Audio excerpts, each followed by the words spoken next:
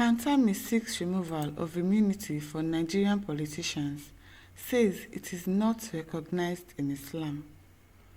If announced in the news info, a former Minister of Communications and Digital Economy, Professor Isa Ali Pantami, has called for the review of immunity clauses for political office holders in the country. Daily Nigeria reports that at present, Nigerian president and his vice governors and their deputies enjoy immunity under Section 308 of the 1999 Constitution. But speaking during an annual state lecture organized by the Muslim Congress (TMC) on Sunday, Mr. Pantami said Islam doesn't support immunity of leaders. He noted that abolishing the act will foster transparency and accountability in governance. Well, I don't know if something like that is not accepted in Islam, but what he's saying kind of makes sense that our politicians, our leaders, they have so much immunity that they can do anything and get away with it. It is until they leave the office that they can now start having issues. But why not? Why can't they be arrested or for doing something wrong, even while they are still holding their office? That immunity that they enjoy, that them and their subordinates enjoy, should actually be taken away from them. I actually like what Pantami is saying. He noted that abolishing the act will foster transparency and accountability in governance. Mr. Pantami added that immunity has proven to be problematic for many leaders after leaving office. In Islam, there is no immunity, and the immunity may give you a certain privilege while in office. When you are no more there is no any advantage. Sometimes it is good for you, but sometimes it allows you to accumulate so many problems. And when you leave office, you will discover after 4 or 8 years, someone is being confronted with 10 to 50 count charges. Yeah, in some situations, even 120. So it is not in any way preventing you from justice, but it is only delaying and allowing you to commit more and more. Making reference to prominent Islamic leaders, Mr. Pantami said, under Islamic rule of law, there is no immunity. Each and every citizen, the leader and the led, can be questioned, can be dragged to court, and they must go there and defend themselves. It happened with Ali ibn Abi Talib. Even as the Caliph of Muslim, he was dragged to court. Umar ibn Khattab was also dragged to court. So rule of law is key, and when it comes to rule of law, there must be equality before that law.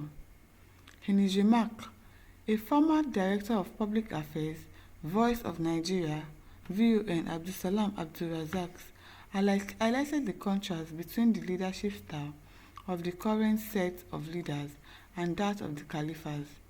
He said, Muslim leaders in the past didn't ask their subjects to make sacrifices, while they lived in opulence and enjoyed themselves amidst suffering masses. The results in their belief in Allah and walking their talk include trust in leadership and respect for their persons. Rumor was easy to eliminate. Leader walked freely among the people. There was willingness to sacrifice for the Ummah. Economy grew. Education advanced. Romans sent their children to Muslim capitals for learning, and Islam conquered the world and effectively ruled India, Africa, and other parts of the world, he said. Allah said every single issue of national discourse, they will bring in religion. Still, they are very corrupt, stealing the national treasury to stupor without conscience.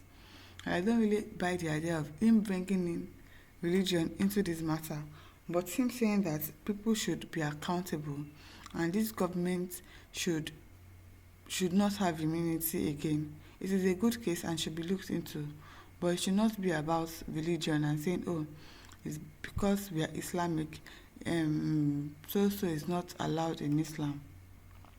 Christian Water said Pantami would have made sense if he advocated for a constitution drafted by the people themselves, but he and his ilk will never accept any suggestion in that regard divest them of the undue advantages and privileges. Very selfish fellows. Eh?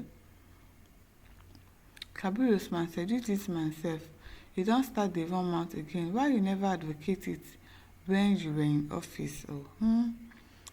Okay. But you should have spearheaded this when you were in the office. Okay, that is also a good point. Then you had direct access to Buhari. Now, when una don steal Nigerian money finish for complete 8 years, you remember removal of immunity for the next list. Tell me how would your suggestion hold water now, even if it is a good idea? Well, if he had said this when he was also ruling with Buhari, maybe people would have taken him serious and say, okay, you've advocated for this since when you were also doing, when you were in office with Buhari, but he didn't say that. But now that he's no longer there, he's saying that immunity should be abolished. I think they should still take it into consideration, but it's not really holding waters. Like, people are not really supporting it because he did not make that suggestion when he was in the office. Rocksmith said, is this Islamic Republic of Nigeria? Yes, it is not Islamic. Nigeria is not an Islamic state. We have different tribes and religions, so you should not make it about religion.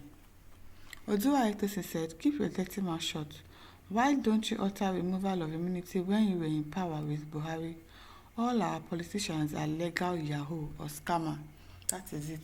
Once they are not benefiting again, they do everything to make sure that the other party does not see anything. They don't want them to enjoy all the benefits that they also enjoyed when they were in power. Nigeria is not an Islamic country, therefore, no basis for comparison, brother. Sam Okoro said, you have started again with your religious fanaticism. Tomorrow, you will tell us you said and did all you did because you were a teenager. Now you are an adult. Be very careful. Nigeria is not a Muslim country. Your caption should have ended with Nigerian politicians without adding, it is not recognized in Islam. Yes, if you had not added the Islamic part of it, it would have been a very, very good suggestion. And it should have made this suggestion when he was also in office with Buhari. Maybe it would have made sense to people and people would have bought into the idea of what he's talking about. Ike said, these people say, which one is in Islam? Nigeria is for both Christians and Muslim and every other religion, so bring up Islam law into Nigerian affairs. So don't bring up Islam laws into Nigerian affairs. My listeners, over to you. Kindly leave your thoughts in the comment section. See you some other time. Bye.